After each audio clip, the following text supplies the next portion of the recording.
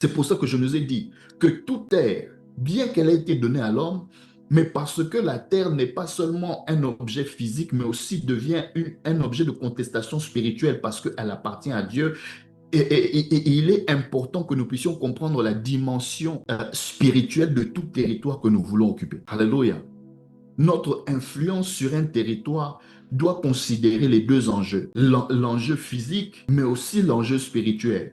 Si nous faisons une approche simplement physique ou des yeux physiques sur un territoire, nous risquons de passer à côté de ce que Dieu veut vraiment faire sur un territoire. Alléluia. Alors, je vais parler rapidement de deux territoires essentiels.